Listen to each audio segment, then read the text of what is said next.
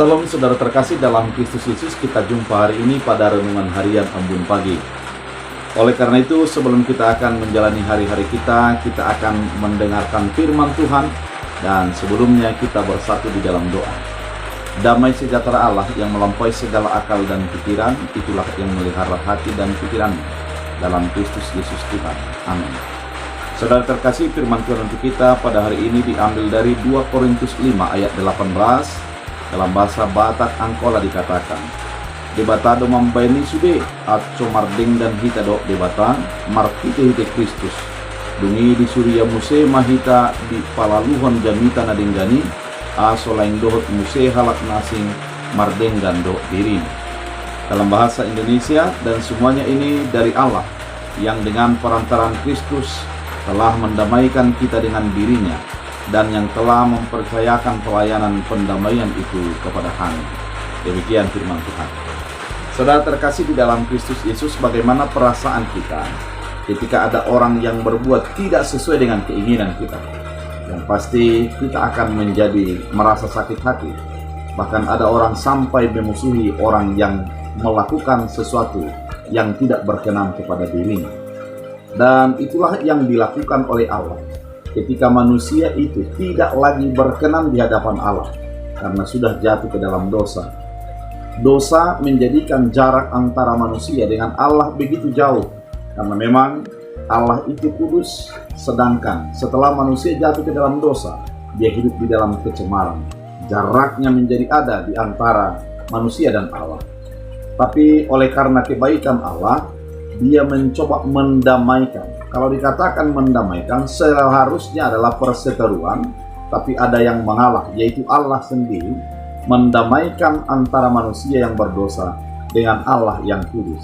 Sehingga dengan pendamaian itu, manusia menjadi hidup di dalam kehendak Allah dan di dalam keselamatan yang sudah Tuhan Allah berikan.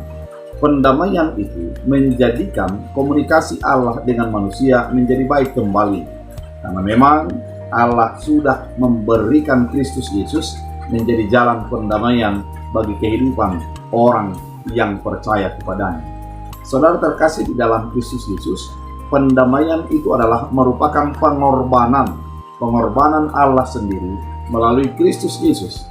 Artinya orang yang menerima pendamaian itu adalah orang yang sudah didamaikan oleh Kristus Yesus, sehingga dia hidup di dalam kenyamanan dan ketenangan. Oleh karena itu, saudara terkasih di dalam Kristus Yesus, firman Tuhan kali ini mau mengingatkan kepada kita, ternyata ketika kita sudah menerima pendamaian itu, kita juga hidup untuk mendamaikan lagi. Artinya, kita harus hidup untuk menyatakan pendamaian yang sudah diberikan Allah kepada kita, sehingga orang lain menerima pendamaian itu di dalam kehidupannya. Artinya, ketika kita sudah merasa didamaikan dan memiliki komunikasi yang baik dengan Allah, kita harusnya adalah memperkenalkan Allah kepada orang lain, sehingga orang lain beroleh pendamaian itu, sehingga hidup mereka menjadi hidup yang sudah diberikan keselamatan dan kebebasan. Bukan hanya itu saja, orang yang sudah menerima pendamaian di dalam hidupnya adalah mudah untuk mengampuni, mudah untuk berdamai dengan orang lain, mudah untuk menerima kelemahan dan segala kekurangan orang lain. Bukan menjadi menuntut orang lain seperti dirinya, namun menuntut dirinya agar bisa memahami dan mengerti apa yang terjadi bagi orang lain. Dengan demikian, pendamaian itu adalah sebuah pendamaian yang berdampak. Apa yang sudah kita terima dari Allah harus menjadi diterima oleh orang lain lagi, sehingga keselamatan yang kita terima itu berdampak kepada keselamatan yang sudah dirasakan orang lain melalui keselamatan yang dinyatakan bagi kehidupan kita. Kemudian, melalui keselamatan yang kita terima itu, kita menjadi hidup sesuai dengan kehendak Allah dan menjadi orang yang suka berdamai, suka mendamaikan, dan suka di dalam perdamaian di dalam kehidupan kita. Oleh karena itu, biarlah firman ini menuntun kita untuk sesuai dengan kehendak dan keinginan Allah.